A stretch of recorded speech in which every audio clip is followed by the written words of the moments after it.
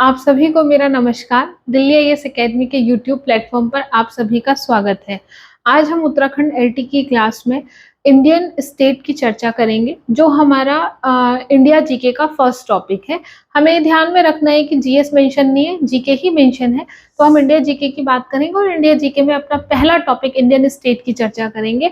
जैसे हमने उत्तराखंड में अपने स्टेट प्रोफाइल वाले चैप्टर को पढ़ा, तो वहां पर ये जानना बहुत जरूरी था कि स्टेट प्रोफाइल के अंतर्गत किन किन चीजों को इम्पोर्टेंटली हमें पढ़ना होगा। ठीक इसी तरीके से ये जो हमारा इंडिया के जीके का पहला टॉपिक है इंडियन स्टेट, यहाँ पर भी हमें ये बात बहुत अच्छे से समझनी होगी कि किस रेलिवेंट वे में हम इस टॉपिक को अपना कवर अप करें। क्योंकि जब हम स्टेट की बात करते हैं तो हमारा जो स्टेट है, हमारे भारत की जो स्टेट है, उन सब की अपनी कुछ पहचान है। यानी कि हर राज्य का अपना एक गौरवशाली इतिहास है, कुछ अनूठी परंपराएं हैं और खान पान, रहन सहन, पहनावे की भी अगर हम बात करते हैं, यानी कि हम संस्कृति की भी जब हम बात करते हैं, तो संस्कृतियां भी बहुत डिफरेंट है, बहुत भिन्न है एक दूसरे से। पूरे भारत की अगर हम बात करें और ये जो राज्य हैं हमारे, इनकी संस्कृतियों में जो भिन्नताएं हैं, इसकी वजह से भारत की पूरे विश्व में पहचान भी है। कहा जाता है कि भारत विविधताओं से भरा हुआ देश है, क्योंकि भारत में संस्कृति के अनेक प्रकार के रंग हमें देखने के लिए मिलते हैं। तो अगर ये जो स्टेट है, अगर हम इसमें पर्टिकुलर जैसे किसी कोई राज्य की स्थापना, किसी राज्य के स्थापना दिवस का दिन कौन सा है, वो किस दिन स्थापित हुआ, वहाँ का राजकीय पशु पक्षी, वहाँ का महत्वपूर्ण पर्वत, वहाँ की महत्वपूर्ण नदियाँ, उस राज्य का अपना भौगोलिक क्षेत्रफल, वहाँ की साक्षरता, अगर हम एक एक करके इसको जानने लग जाए तो हमारे भारत के अंतर्गत 28 राज्य और 8 केंद्र शासित प्रदेश है। तो यहाँ पर ये बहुत ही सतर्कता वाला काम होगा कि अगर हम इन सब चीजों को जानने लग जाएं, तो ये जो राज्य है, इन राज्यों के ऊपर कई कई किताबें लिखी गई है। तो हमें यहाँ पर सतर्कता को बरतते हुए अपने एग्जाम के रेलिवेंट वे में हमें चीजों को समझना होगा। क्योंकि जो हमारे एग्जाम में जो मार्क्स का डिस्ट्रीब्यूशन है, उसमें जो उत्तराखंड और इंडिया का जो जीके पूछा जाना है वो 10 मार्क्स का पूछा जाना है। तो बहुत ही अटेंशन के साथ हमें चीजों को देखना होगा और इम्पोर्टेंट फैक्ट्स की हमें चर्चा करनी होगी, ताकि हम मिनिमम स्टडी में मैक्सिमम प्रिपरेशन कर पाए और अपनी जो मार्क्स हैं उनको सिक्योर कर पाए। तो हम अपने टॉपिक की ओर बढ़ते हैं और हम अपने टॉपिक को समझते हैं, जो कि जिसका नाम है इंडियन स्टेट। जब हम इंडियन स्टेट की बात करते हैं तो हम इंडियन स्टेट्स को समझने का क्या फ्लो चार्ट रहेगा, इसको सबसे पहले समझते हैं। हमारा एक फ्लो चार्ट यहाँ पर ड्रॉ किया है इस चैप्टर के अंतर्गत। तो सबसे पहला जो हमारा टॉपिक है वो परिचय है, जिसमें हम जनरल इंट्रोडक्शन की बात करेंगे। जैसे कि भारत की हम बात करेंगे, क्योंकि भारत को समझना होगा एक बहुत प्रिसाइज वे में, क्योंकि भारत के अंतर्गत ही हमारे क्या है, राज्य हैं। तो एक नाम की चर्चा करेंगे, इसकी स्थिति एवं विस्तार की चर्चा करेंगे, क्षेत्रफल की चर्चा करेंगे कि जो भारत का पूरा क्षेत्रफल है ये कितना है, राष्ट्रीय प्रतीक नेशनल सिंबल की बात करेंगे, इन बाउंड्रीज की बात करेंगे कि ऐसे राज्य कौन कौन से हैं जो इंटरनेशनल बाउंड्रीज बनाते हैं, अंतर्राष्ट्रीय सीमाओं को स्पर्श करते हैं, ऐसे राज्य कौन से हैं जो तटों पर मौजूद हैं, जिनकी सीमा समुद्रों के साथ लगती है। तो इनको हम परिचय में देखेंगे।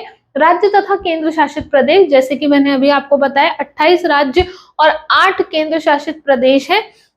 तो इन 28 राज्यों की जो हमारे 28 राज्य हैं, ये 28 राज्य कौन कौन से, इनकी राजधानियां क्या क्या है, केंद्र शासित प्रदेश कौन कौन से हैं। ये जो केंद्र शासित प्रदेश हैं, इनमें जो जैसे जम्मू कश्मीर, जम्मू और लद्दाख जो है हमारा, ये नया केंद्र शासित प्रदेश बना है। इससे पहले दमन और दीव का मर्जर हुआ है। तो यहाँ पर राज्य और इनके केंद्र शासित प्रदेश से रिलेटेड जो भी रिलेवेंट फैक्ट, जो करंट अफेयर के पॉइंट ऑफ व्यू से भी इम्पोर्टेंट रहेंगे, उनकी चर्चा हम इसमें करेंगे। राज्य और राजधानियों के साथ राज्य निर्माण का क्रम, अगर हम बात करें तो एक इम्पॉर्टेंट क्वेश्चन यहाँ से भी बन सकता है कि किस राज्य का गठन किस वर्ष हुआ। जैसे हमारे राज्यों के गठन की अगर हम बात करें तो 24 जनवरी 1950 को हमारा उत्तर प्रदेश का गठन, 1950 में ही हमारा पश्चिम बंगाल का गठन, 1960 में हमारा गुजरात महाराष्ट्र का गठन किया गया। ठीक इसी तरीके से अगर हम उत्तराखंड की बात करें तो हमारा उत्तराखंड 9 नवंबर 2000 को गठित किया गया देश के 27वें राज्य के रूप में।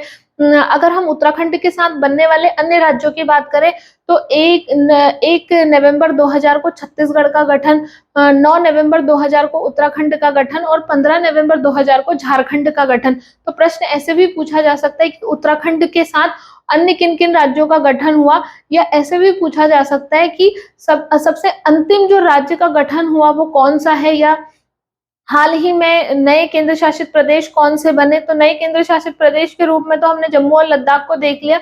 ऐसी अगर हम राज्य की बात करें तो सबसे अंतिम राज्य का जो गठन हुआ है वो 2 जून 2014 को तेलंगाना का हुआ है। तो यहाँ पर हम राज्य निर्माण के घटनाक्रम को देखेंगे। जैसे उत्तराखंड का एक पड़ोसी राज्य है हिमाचल प्रदेश, तो पूछ सकता है उत्तराखंड से लगने वाला पड़ोसी राज्य हिमाचल प्रदेश का निर्माण किस वर्ष हुआ, या राज्य के रूप में किस वर्ष स्थापित हुआ। तो 1971 में।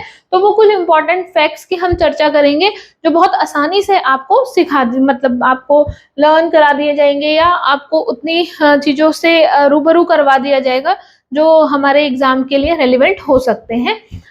हम आगे अगर बात करें तो हमारा टॉपिक है नेक्स्ट, राज्यों की प्रमुख जनजातियां।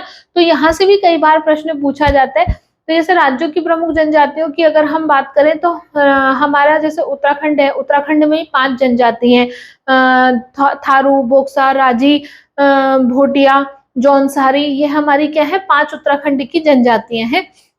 तो ऐसे ही पूरे भारत में हमारी जनजातियों का निवास है। जैसे जम्मू कश्मीर से अगर हम शुरू करें तो जम्मू कश्मीर में हमारी बकरवाल है, गद्दी है, हिमाचल प्रदेश में गद्दी है, सिक्किम की बात करें तो हमारी लेप्चा है, ये जो हमारा नागालैंड है, नागालैंड की बात करें तो नागा जनजाति, जो गारो, खासी, जयंतिया है, ये जो पहाड़ियां हैं, इन्हीं पहाड़ियों के नाम से वहां पर जनजातियां भी मिलती है हमें, गारो, खासी, जयंतिया जनजाति।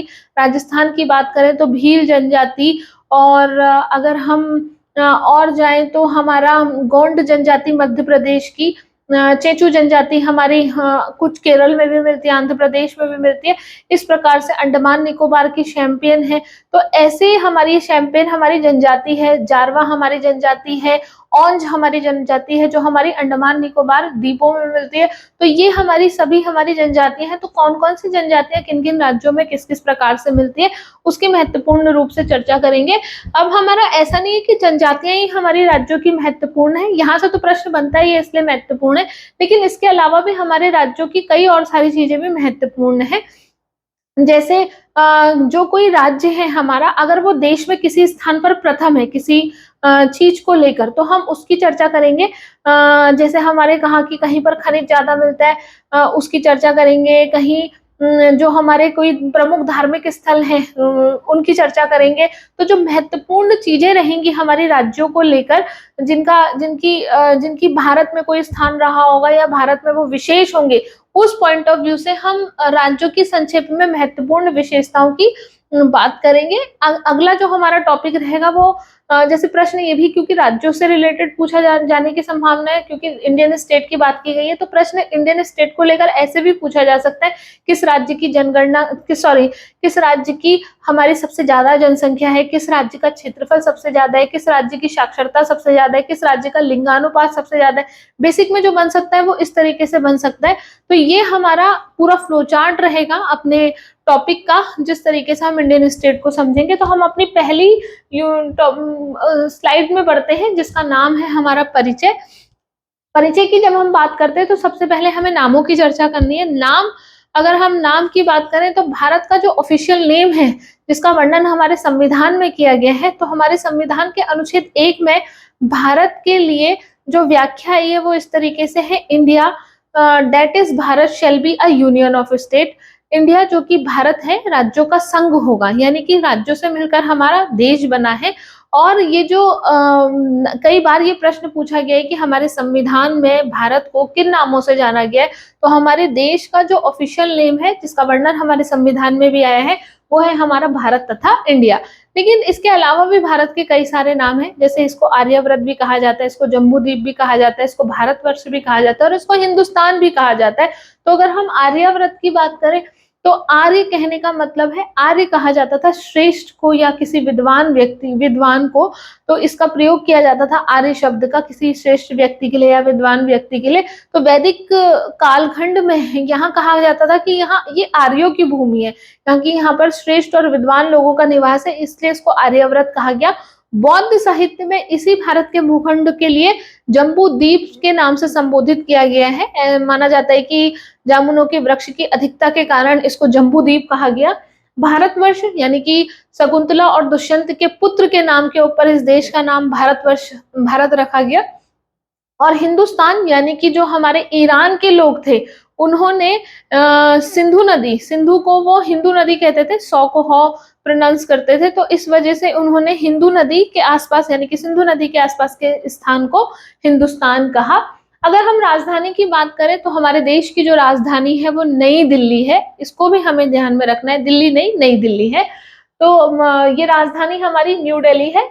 अगर हम भौगोलिक स्थिति की बात करें तो भौगोलिक स्थिति में हम ग्लोब की स्थिति को अगर हम जाने तो ये कुछ हमारा ग्लोब इस तरीके से है, और यहाँ महत्वपूर्ण अक्षांश 0 डिग्री अक्षांश ये है, और 0 डिग्री के बाद ये वाला जो हिस्सा है हमारा, ये उत्तरी वाला हिस्सा ये कहलाता है उत्तरी गोलार्ध, और ये जो दक्षिणी वाला हिस्सा है इसको कहा जाता है दक्षिणी गोलार्ध। तो भारत कुछ इस तरीके से स्थित है। तो भारत की अगर हम स्थिति की बात करें तो भारत हमारे उत्तरी गोलार्ध में स्थित है। अगर हम इसके अक्षांशीय देशांतरीय विस्तार की बात करें तो अक्षांशीय देशांतरीय विस्तार में भारत 8 डिग्री 4 मिनट उत्तरी अक्षांश से 37 डिग्री 6 मिनट उत्तरी अक्षांश तक, और यहाँ 68 डिग्री 60 मिनट पूर्वी देशांतर से लेकर 97 डिग्री 25 मिनट पूर्वी देशांतर तक। जिन लोगों को ये कंफ्यूजन हो रहा है कि यहाँ पश्चिमी होने के बाद पूर्वी क्यों आ रहा है, यहाँ दक्षिणी होने के बाद उत्तरी क्यों आ रहा है, तो वो लोग स्टेट प्रोफाइल वाली यूनिट पर जाकर इस चीज को समझ सकते हैं। वहां पर बहुत अच्छे से एक्सप्लेन किया गया है कि ये पूर्वी देशांतर और यहाँ उत्तरी अक्षांश क्यों आ रहा है। तो ये हमारा अक्षांशीय देशांतरीय विस्तार है। और अगर हम भारत के आकार की बात करें तो भारत का ये जो आकार है ये चतुष्कोणीय या चतुष्फलकीय है, यानी कि 1 2 3 4 इस तरीके से इसके 4 कोने आपको दिखते हैं, तो इसको चतुष्कोणीय या चतुष्फलकीय भी कहा जाता है। तो ये हमारा कुछ एक जनरल इंट्रोडक्शन है इंडिया के बारे में। जनरल इंट्रोडक्शन की नेक्स्ट स्लाइड में हम और चर्चा करते हैं। तो ये हमारा जैसे क्षेत्रफल की अगर हम बात करें तो पूरे भारत का जो क्षेत्रफल है वो 32,87,263 वर्ग किलोमीटर है। 32,87,263 स्क्वायर किलोमीटर हमारे पूरे भारत का क्षेत्रफल है। और अगर वहीं हम उत्तराखंड की बात करें तो 53,483 वर्ग किलोमीटर। विश्व के क्षेत्रफल का भारत कुल कितना प्रतिशत, तो विश्व के क्षेत्रफल का भारत 2.4% और भारत का उत्तराखंड 1.69%। तो हमारा पूरा जो भारत है वो विश्व का 2.4% है। क्षेत्रफल की दृष्टि से भारत 7वें स्थान पर है, यानी कि एरिया में जो हमारा जो नंबर आता है हम 7th पोजीशन में है क्षेत्रफल में। क्षेत्रफल में सबसे बड़ा देश रूस है, रशिया बहुत ये एरिया में सबसे बड़ी कंट्री है, तो रशिया पहले स्थान पर। और हमें तो ये जानना है, भारत प्रश्न ऐसे पूछा गया है कि भारत से ठीक बड़ा क्षेत्रफल में कौन है और ठीक छोटा कौन है, तो हमारे भारत से ठीक बड़ा जो है 6वें स्थान पर वो ऑस्ट्रेलिया है। भारत क्षेत्रफल में 7वें स्थान पर है। इंपॉर्टेंट तो यही है कि क्षेत्रफल में भारत कौन से स्थान पर है, लेकिन अगर कभी इस तरीके से पूछे तो भारत से ठीक बड़ा ऑस्ट्रेलिया और भारत के ठीक बाद हमारा 8वें स्थान पर क्षेत्रफल में अर्जेंटीना। तो भारत क्षेत्रफल में हमारा 7वें स्थान पर है। अगर हम और इसकी चर्चा करें तो जनसंख्या की दृष्टि से अगर हम बात करें तो हमने कहा क्षेत्रफल में हम 7वें स्थान पर है। 32,87,263 किलोमीटर वर्ग किलोमीटर ये क्या है, एरिया है। और अगर हम बात करें तो हमने कहा कि पूरे विश्व के 2.4% है। तो जनसंख्या में अगर हम बात करते हैं तो जनसंख्या में हमारा स्थान भारत में प्रथम है, पहला स्थान है। इससे पहले चाइना जनसंख्या में पहले स्थान पर था, लेकिन यूनाइटेड नेशन की एक रिपोर्ट जारी हुई 2023 में, जिसमें यह घोषणा हुई कि भारत अब जनसंख्या के स्थान पर पहले नंबर पर है, पहले स्थान पर है। और भारत ऐसी जनसंख्या यहाँ अधिक है, जो युवाओं वाली जनसंख्या है वो भारत में ही है। तो भारत युवाओं की जनसंख्या में भी हमारा प्रथम स्थान पर है। तो ये संयुक्त राष्ट्र जनसंख्या कोष UNFPA, United nation fund population agency की रिपोर्ट के अनुसार भारत जनसंख्या में पहले स्थान पर बताया गया। तो क्षेत्रफल में हम 7वें स्थान पर, जनसंख्या में हम पहले स्थान पर हैं। चाइना दूसरे स्थान पर आ गया है। नेक्स्ट की ओर मूव करते हैं। अगर हम अपनी और बात करें इसी टॉपिक के अंतर्गत, तो हमने कहा कि कुछ ऐसे इंपॉर्टेंट राज्य हैं जहां से कर्क रेखा और मानक समय रेखा होकर गुजरती है। तो अगर हम अपने कर्क रेखा और मानक समय रेखा की बात करें, तो प्रश्न ऐसे पूछा जा सकता है कि भारत में कर्क रेखा कितने राज्यों से होकर गुजरती है, क्योंकि राज्यों से संबंधित प्रश्न पूछे जा सकते हैं। और इसमें हमारे ऐसे राज्य जहां से कर्क रेखा और ऐसे राज्य जहां से मानक समय रेखा होकर गुजरती है इंपॉर्टेंट हो जाएगा। तो अगर हम कर्क रेखा की बात करें, तो हमारे लिए बहुत वेल नोन है कि कर्क रेखा हमारे 8 राज्यों से होकर गुजरती है। तो 8 राज्य ऐसे हैं जिसके बीचों बीच से ट्रॉपिक ऑफ कैंसर, जिसको हम कर्क रेखा कहते हैं, वो गुजरती है। वो 8 राज्य कौन कौन से हैं इसको समझेंगे। तो अगर हम अपने 8 राज्यों की बात करें, तो हमने कहा ये हमारा गुजरात,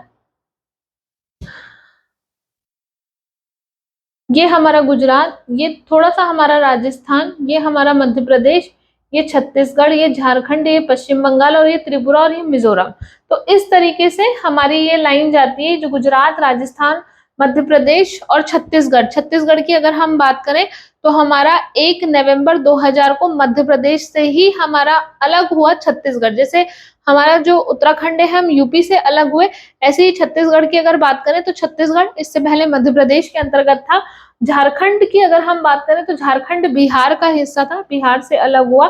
15 नवंबर 2000 को इसका गठन किया गया। तो झारखंड और फिर हमारा पश्चिम बंगाल, त्रिपुरा और मिजोरम। तो ये वो 8 राज्य हैं जहां से हमारी कर्क रेखा गुजरती है। इसको बिल्कुल याद कर लेना है, कई बार एग्जामों में पूछा जा रहा है। अभी लेटेस्ट ही जो एग्जाम यूकेपीसीएस के द्वारा लिए गए, वहां पर वहां पर ये प्रश्न पूछे गए थे। आप उसको चेक कर लेंगे कि वो कौन से पेपर थे। तो भारतीय मानक समय रेखा की बात करते हैं, तो भारतीय मानक समय, जैसे ये तो अक्षांश हो गया हमारा, और कौन सा अक्षांश, 23.5 डिग्री अक्षांश को हम कर्क रेखा कहते हैं। ठीक इसी प्रकार से हमारा देशांतर भी है, और 82.5 डिग्री देशांतर हमारे देश की मानक समय रेखा है, यानी कि स्टैंडर्ड टाइम लाइन है। और ये जो मानक समय रेखा है, ये मानक समय रेखा 5 राज्यों से होकर गुजरती है। और ये 5 राज्य कुछ इस प्रकार से हैं। ये है हमारा उत्तर प्रदेश, ये इसको ऐसे कर लेते हैं, ये हमारा उत्तर प्रदेश, ये मध्य प्रदेश, ये छत्तीसगढ़, ये उड़ीसा और ये हमारा आंध्र प्रदेश। तो ये उत्तर प्रदेश, ये मध्य प्रदेश, ये छत्तीसगढ़, ये थोड़ा सा आंध्र प्रदेश, और ये हो गया हमारा थोड़ा सा उड़ीसा और थोड़ा सा आंध्र प्रदेश। तो यहाँ पर हमारे 5 वो राज्य हैं जहां से हमारी मानक समय रेखा जाती है। ये जो मानक समय रेखा है, ये हमारी स्टैंडर्ड टाइम लाइन है भारत की। और ये जो मानक समय रेखा जहां से गुजरती है, ये उत्तर प्रदेश के नैनी से गुजरती है। और ये उत्तर प्रदेश का जो नैनी है, ये इलाहाबाद जिले में है। तो इलाहाबाद जिले के नैनी स्थान से ये गुजरती है। उत्तर प्रदेश, मध्य प्रदेश, छत्तीसगढ़, उड़ीसा और आंध्र प्रदेश में जाती है। तो इस तरीके से 5 राज्यों से मानक समय रेखा और 8 राज्यों से कर्क रेखा हमारी गुजरती है। तो हम अपने नेक्स्ट स्लाइड की ओर मूव करते हैं। अगर हम भारत के 4 अंतिम बिंदु की बात करें, तो भारत के 4 अंतिम बिंदु किन किन राज्यों में हैं, ये पूछा जा सकता है। सबसे उत्तरी कौन से राज्य में है, सबसे दक्षिणी कौन से, सबसे पूर्वी कौन से राज्य में है, सबसे पश्चिमी कौन से राज्य में है। तो हमें ये तो पता ही है कि भारत का सबसे उत्तरी जम्मू कश्मीर राज्य है, भारत का सबसे दक्षिणी तमिलनाडु राज्य है, भारत का सबसे पूर्वी अरुणाचल प्रदेश है, और भारत का सबसे पश्चिमी राज्य हमारा गुजरात है। तो अगर इसमें भी स्थानों की चर्चा करें, तो अब हमारा भारत का सबसे जो उत्तरी है, क्योंकि जम्मू कश्मीर तो हमारा रिकंस्ट्रक्ट किया गया है और जम्मू और लद्दाख को यूनियन टेरिटरीज के फॉर्म में बना दिया गया। तो अब जो हमारा सबसे उत्तरी है, वो हमारा हो जाएगा लद्दाख, जो एक यूनियन टेरिटरी है। और यहाँ पर हो जाएगा हमारा क्या, इंद्राकोल। और सबसे पूर्वी अरुणाचल प्रदेश में किबिथु, और सबसे पश्चिमी गुजरात, सबसे पश्चिमी राज्य है, गुजरात में सबसे पश्चिमी स्थान है हमारा गोरमोता। और सबसे दक्षिणी हमारा तमिलनाडु है, और तमिलनाडु में जो हमारा सबसे दक्षिणी है वो है हमारा कौन सा, कन्याकुमारी। तो ये जो हमारा कन्याकुमारी है, ये हमारा मुख्य भूमिका है, क्योंकि हमारे भारत में एक स्थल है और एक हमारी क्या है, कुछ हमारे द्वीप भी मौजूद है। तो जब भी मुख्य भूमिका पूछे तो मुख्य भूमिका सबसे दक्षिणी कन्याकुमारी है। भारत का सबसे दक्षिणी, क्योंकि भारत में हमारे द्वीप भी सम्मिलित हैं, अंडमान निकोबार लक्षद्वीप, तो भारत का सबसे दक्षिणी हमारा इंदिरा पॉइंट है। तो प्रश्न की दृष्टि से अगर पूछे भारत का सबसे दक्षिणी, भारत का सबसे दक्षिणी बिंदु, सबसे दक्षिणी बिंदु, तो भारत का सबसे दक्षिणी बिंदु है हमारा कौन सा, इंदिरा पॉइंट। और अगर प्रश्न ऐसे पूछ ले, मुख्य भूमि का सबसे दक्षिणी बिंदु, भूमि का सबसे दक्षिणी बिंदु किस राज्य में या कौन से स्थान पर, तो मुख्य भूमि का सबसे दक्षिणी बिंदु है हमारा तमिलनाडु राज्य में, और तमिलनाडु राज्य में वो जो जगह है उसका नाम है हमारा क्या, कन्याकुमारी। तो ये भारत का सबसे मुख्य भूमि का सबसे दक्षिणी बिंदु है। तो दोनों तरीके से प्रश्न एग्जाम में पूछे गए, कंफ्यूजन है यहाँ पर क्योंकि इस वजह से। तो हम आगे बढ़ जाते हैं और अपने नेक्स्ट स्लाइड को समझते हैं। तो हमारी जो नेक्स्ट स्लाइड है ये सीमाओं से संबंधित है, यानी कि भारत की जब हम बात करते हैं तो भारत की कुछ स्थलीय सीमा है और भारत की कुछ जलीय सीमा है। भारत की स्थलीय सीमा की अगर हम बात करें तो भारत की कुल स्थलीय सीमा हमारी 15,200 किलोमीटर की है। ये हमारी भारत की स्थलीय सीमा है। स्थलीय सीमाओं में अगर हम इम्पोर्टेंट देखें तो स्थलीय सीमाओं में हमारी जो इम्पोर्टेंट बात है वो ये है कि स्थलीय सीमा, प्रश्न ऐसे पूछा जा सकता है कि कौन कौन से जो ऐसे कौन से राज्य हैं जो हमारे अंतर्राष्ट्रीय सीमाओं को स्पर्श करते हैं। तो ऐसे राज्य जो हमारे अंतर्राष्ट्रीय सीमाओं को स्पर्श करते हैं वो है हमारे 16 राज्य ऐसे हैं जो हमारे अंतर्राष्ट्रीय सीमाओं को स्पर्श करते हैं। क्योंकि यहाँ पर एक नया फैक्ट ऐड हो गया है, जम्मू कश्मीर जब तक हमारा राज्य के रूप में था तब तक इनकी संख्या 17 थी, लेकिन जम्मू कश्मीर के पुनर्गठन के बाद अब ये 16 राज्य हो गए। और जो जम्मू और जम्मू के अलावा लद्दाख, दो हमारी क्या हो चुकी है, यूनियन टेरिटरीज हो गई है। तो हमारी 2 यूनियन टेरिटरी जम्मू और लद्दाख और 16 ऐसे राज्य हैं जो हमारे अंतर्राष्ट्रीय सीमाओं को टच करते, स्पर्श करते। कुल स्थलीय सीमा नहीं पूछी जाएगी, लेकिन फिर भी हमने ओवरऑल में देखने के लिए उसको लिख लिया। तो प्रश्न ये पूछा, ये इंपॉर्टेंट है कि सर्वाधिक अंतर्राष्ट्रीय सीमा वाला भारत का कौन सा राज्य है। तो सर्वाधिक अंतर्राष्ट्रीय सीमा वाला जो राज्य है भारत का वो पश्चिम बंगाल है। न्यूनतम अंतर्राष्ट्रीय सीमा वाला भारत का राज्य सिक्किम होगा। अगर हम मैप को देखें तो ये कुछ इस तरीके से हमारा मैप है, और हमने कहा कि सबसे ज्यादा अंतर्राष्ट्रीय सीमा वाला राज्य, तो सबसे ज्यादा अंतर्राष्ट्रीय सीमा वाला राज्य ये पश्चिम बंगाल, आप देख रहे हैं ये इस तरीके से पश्चिम बंगाल है, और ये पूरा ऐसे ऊपर ये ऐसे गया है, और यहाँ ये पूरा इस तरीके से ऐसे। तो यहाँ पर ये जो पश्चिम बंगाल है ये यहाँ बांग्लादेश से टच करता है। ये जो इसका इतना हिस्सा है, ये पश्चिम बंगाल का ये जो इतना हिस्सा है ये भूटान से टच करता है। तो सबसे ज्यादा अंतर्राष्ट्रीय सीमा वाला राज्य पश्चिम बंगाल है।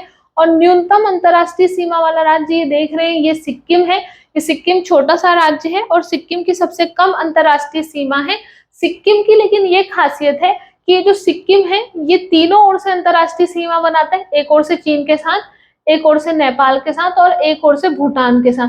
तो प्रश्न पूछा जाता है ऐसा कौन सा राज्य है जो तीनों ओर से अंतर्राष्ट्रीय देशों से घिरा हुआ है। तो सिक्किम हमारा उत्तर में चीन के साथ, और अगर हम यहाँ यही हम बात करें तो यही उत्तर की ओर ही नेपाल के साथ, और अगर पूर्व की बात करें तो हमारा अरुणाचल प्रदेश के साथ। तो ये सिक्किम के तो पश्चिम में हो जाएगा ये नेपाल। तो इस तरीके से 3 राज्यों के साथ ये सीमा बनाता है हमारा सिक्किम। तो न्यूनतम सीमा 3 देशों के साथ, सॉरी, तो न्यूनतम सीमा वाला हमारा जो राज्य है अंतर्राष्ट्रीय सीमा वाला वो सिक्किम है, और अधिकतम भारत का ऐसा राज्य जो सबसे ज्यादा सर्वाधिक लंबी अंतर्राष्ट्रीय सीमा बनाता है वो पश्चिम बंगाल है। भारत के कुल 16 राज्य अंतर्राष्ट्रीय सीमा बनाते हैं और 2 केंद्र शासित प्रदेश जम्मू और लद्दाख भी अंतर्राष्ट्रीय सीमा बनाते हैं। अगर हम तटीय राज्यों की बात करें कि भारत के कितने राज्य हमारे तट पर स्थित हैं, तो सपोज ये हमारा भारत है और ये हमारा गुजरात वाला हिस्सा हो गया, और ये हमारा कुछ इस तरीके से रफ हमारा सपोज पश्चिम बंगाल है। तो यहाँ हमने ये देखा कि ये जो भारत के आसपास का जो ये हिस्सा है, ये वाला जो हिस्सा है ये सब पानी है। ये सब पानी वाला हिस्सा है, जिसको हम अभी मैप से भी देख लेंगे। ये सब पानी है, ये गुजरात, ये सब पानी है। तो यहाँ पर अगर हम बात करें कि ये जो भारत है, यहाँ पर हमारे 4 राज्य यहाँ हैं, और सॉरी 5 राज्य यहाँ हैं और 4 राज्य यहाँ हैं। तो 9 ऐसे राज्य हैं जो हमारे तटों पर स्थित है, यानी कि जिसकी सीमा हमारे समुद्रों से लगती है। इसको और रेलिवेंट वे में हम मैप में ही देख लेते हैं। तो ये हमारा मैप है। तो ये हमने देखा कि ये गुजरात, ये महाराष्ट्र, ये गोवा, छोटा सा गोवा, ये कर्नाटक और ये केरल। तो अगर हम इनको काउंट करें, गुजरात, महाराष्ट्र, गोवा, कर्नाटक, केरल, ये 5 हो जाएंगे। और यहाँ पश्चिम बंगाल, यहाँ उड़ीसा, यहाँ आंध्र प्रदेश और ये तमिलनाडु, ये 4 ऐसे राज्य हैं। ये हमारे पूर्व की ओर से समुद्र से लगते हैं। ये 5 राज्य पश्चिम की ओर से समुद्र से लगते हैं। तो भारत में तटों पर स्थित जो हमारे राज्य हैं उनकी संख्या 9 है, जो समुद्र से लगे हुए। ये जो हमारा हिंद महासागर है, इसी हिंद महासागर के पूर्वी हिस्से को पश्चिम बंगाल कहा जाता है, और इसी हिंद महासागर के पश्चिमी हिस्से को अरब सागर कहा जाता है। और ये अरब सागर, बंगाल की खाड़ी और हिंद महासागर का जो पानी है, ये कन्याकुमारी पर एक साथ मिलता है। तो ऐसे में अरब सागर के साथ और बंगाल की खाड़ी के साथ पश्चिमी और पूर्वी तट पर, हमारे पश्चिमी तट पर 5 और पूर्वी तट पर 4 राज्य हमारे तटवर्तीय सीमा बनाते हैं। तो प्रश्न पूछे कि अगर हमारे तटवर्तीय राज्य कितने, तो तटवर्तीय राज्य हमारे कितने हैं? 9 हैं। सबसे लंबा तटवर्तीय सीमा वाला जो राज्य है वो गुजरात है। ये इस तरीके से, यहाँ तो नहीं, यहाँ से शुरू होगा, ये वाला नहीं, इसको थोड़ा सा रब करते हैं। और ये यहाँ से ये पूरी जलीय सीमा है गुजरात की। ये और ये इसकी अगर हम बात करें, ये क्रीक्स हैं, और अगर हम क्रीक्स को खोलें तो ये किलोमीटर में अन्य राज्यों के कंपैरिजन में बड़ा है। तो यहाँ जो ये गुजरात है, इसकी सबसे लंबी तटवर्तीय सीमा है। और सबसे कम तटवर्तीय सीमा भारत में जिस राज्य की है वो गोवा है। गोवा अपने आप में राज्य ही बहुत छोटा है, ये इतना सही हमको दिख रहा है, ये इस तरीके से। तो इसकी सबसे कम हमारी क्या है? समुद्री सीमा है। तटीय सीमा कहने का मतलब है ऐसे राज्य जिनकी सीमा समुद्रों से लगती है, जो समुद्रों के किनारे स्थित हैं। तो हम हम तो यहाँ रहते हैं, हमारा उत्तराखंड राज्य है, और उत्तराखंड में कोई भी जलीय सीमा नहीं है, तभी हमको यहाँ कोई समुद्र देखने के लिए नहीं मिलता। बल्कि हम कौन से हिस्से में? हम हिमालय वाले हिस्से में। तो उत्तर की जो खासियत है वो हिमालय है, वैसे दक्षिण की जो खासियत है वो समुद्र है। तो ऐसे में समुद्र से दक्षिण भारत वाला हिस्सा जो है, उसके कई राज्य हमारे समुद्रों से लगते हैं, उसी की हमने चर्चा करी। तो ये हमारी तटवर्तीय और अंतरराष्ट्रीय सीमा वाले देशों की चर्चा हो गई। तो इसके ये जो फैक्ट्स हैं, ये फैक्ट्स हमें याद करने होंगे, इनको समझना होगा, आत्मसात करना होगा। आगे बढ़ जाते हैं, और ये हमारी लास्ट यूनिट है। जैसे हमने कहा स्थलीय, लास्ट स्लाइड है ये। जैसे हमने स्थलीय सीमा की बात करी, तो हमने कहा प्रश्न ऐसे भी पूछा जाता है कि स्थलीय सीमा में अंतरराष्ट्रीय देशों के साथ किन किन अंतरराष्ट्रीय देशों के साथ सीमा लगती है, या हम कह सकते हैं कि भारत के पड़ोसी देशों के साथ कौन कौन से ऐसे पड़ोसी देश हैं जिनके साथ हमारी सीमा लगती है। तो जैसे अगर हम भारत की बात करें, तो हमने देखा जो पाकिस्तान हमारा पड़ोसी देश है, अफगानिस्तान हमारा पड़ोसी देश है, चीन हमारा पड़ोसी देश है, भूटान हमारा पड़ोसी देश है, म्यांमार हमारा पड़ोसी देश है, श्रीलंका हमारा पड़ोसी देश है, यहाँ अंडमान निकोबार के पास इंडोनेशिया हमारा पड़ोसी देश है, और यहाँ लक्षद्वीप के पास भी हमारा क्या है? पड़ोसी देश है।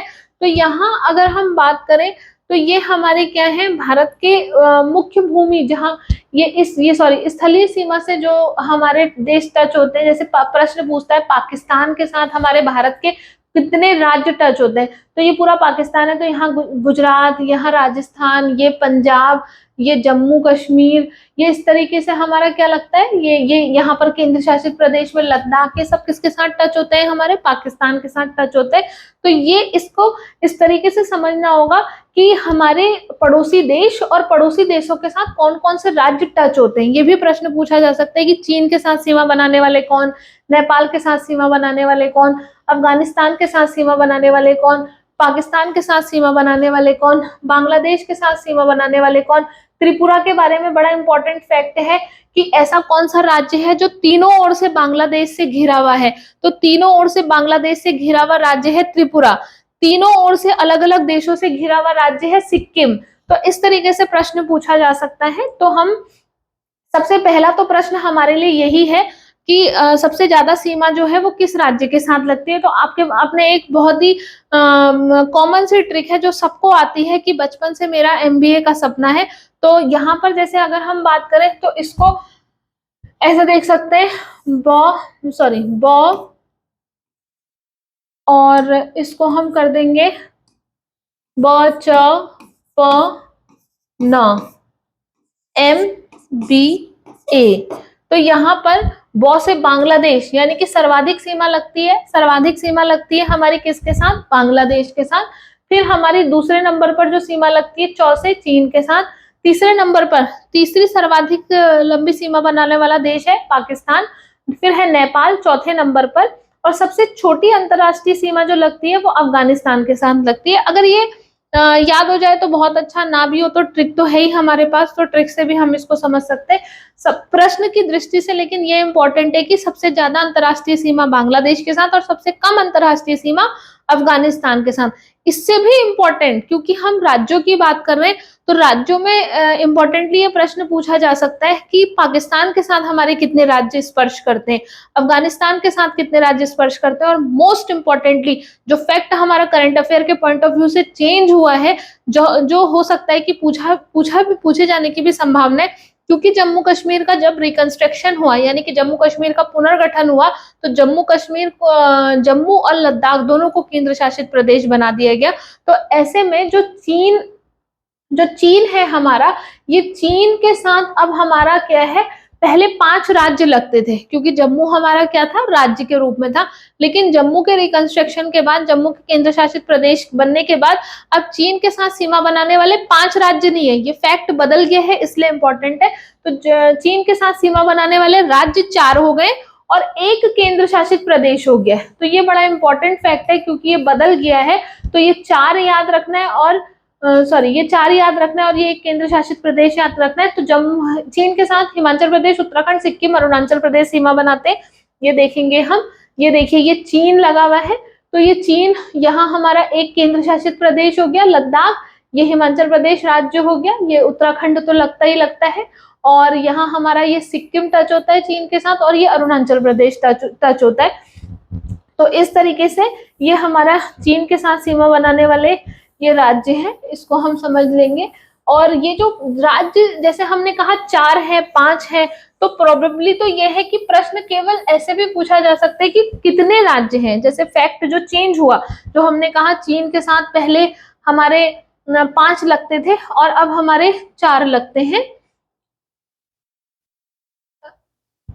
तो यहाँ पर ये फैक्ट पूछे जाने की संभावना है। तो ऐसे में आपको ये वाला जो हिस्सा है ये तो याद ही करना है। जैसे बांग्लादेश के साथ हमने कहा 5, चीन के साथ हमने कहा 4, पाकिस्तान के साथ हमने कहा 4। तो हमको यहाँ पर याद रखने का आसान तरीका ये है हमारे पास कि हमारा नेपाल ऐसा राज्य है जिसके साथ 5 लगते हैं, और बांग्लादेश ऐसा राज्य है जिसके साथ देश है बांग्लादेश ऐसा देश है जिसके साथ हमारे 5 राज्य लगते हैं, और नेपाल ऐसा देश है जिसके साथ हमारे 5 लगते हैं।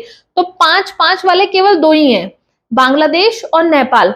कुछ याद ही नहीं करना है आपको, फैक्ट में जैसे ऐसे समझ सकते हैं, बांग्लादेश और नेपाल ऐसे हमारे देश हैं जिनके साथ 5 राज्य सीमा बनाते हैं, बाकी सबके साथ 4 बनाते हैं। और अफगानिस्तान के साथ कोई राज्य सीमा नहीं बनाता, बल्कि अब केंद्र शासित प्रदेश सीमा बनाता है, जिसका नाम है क्या, जम्मू कश्मीर, जो अब एक यूनियन टेरिटरी है।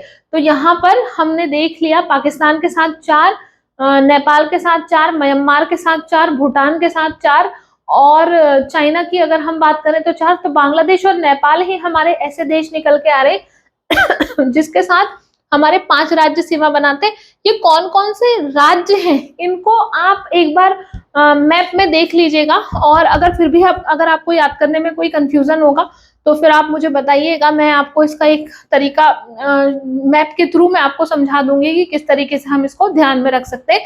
इंपॉर्टेंटली हमें चाइना बांग्लादेश, नेपाल के साथ तो याद ही रखना है। बाकी अगर हमें ये पूर्वोत्तर के याद हो जाए तो बहुत अच्छा, और नहीं होंगे तो एक बार मैप में आप देख लेंगे। तो ये हमारा जनरल इंट्रोडक्शन और इंडियन स्टेट का जो जनरल इंट्रोडक्शन था हमने इसकी बात कर ली। इसमें हम अगले टॉपिक में राष्ट्रीय प्रतीक की चर्चा करेंगे और फिर टॉपिक में इसी तरीके से फ्लो चार्ट के माध्यम से ही आगे बढ़ेंगे। हमारे जैसे हमने उत्तराखंड की कई सारी वीडियोस हमने आपको प्रोवाइड करी, और जो बाकी की जो रेस्ट ऑफ वीडियोस हैं वो हमारी ऐप में उपलब्ध है। ऐप का जो लिंक है वो डिस्क्रिप्शन बॉक्स में है।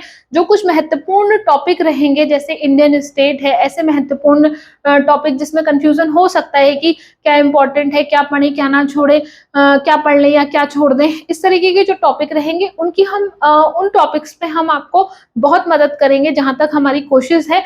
और जैसे इंडियन स्टेट्स को हमने समझ लिया, एक फ्लो चार्ट आपको मिल गया, तो एक आइडिया मिल जाता है कि किस तरीके से हमें पढ़ना है या किस तरीके से हमें समझना है, जितनी हमारी भी समझ है जो हम आपको हेल्प कर सकते हैं।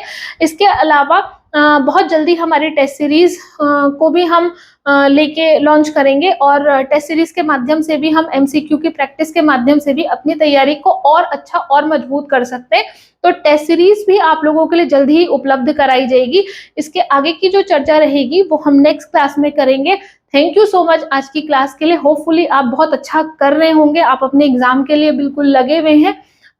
ऐसा हमारी जानकारी में लगातार है आप लोगों के माध्यम से ही, और हमारी शुभकामनाएं हैं कि आप इस परीक्षा के लिए पूरी तन्मयता के साथ लगे रहें और आप इस परीक्षा में जरूर सफल हो। Thank you so much. Next video में मिलते हैं।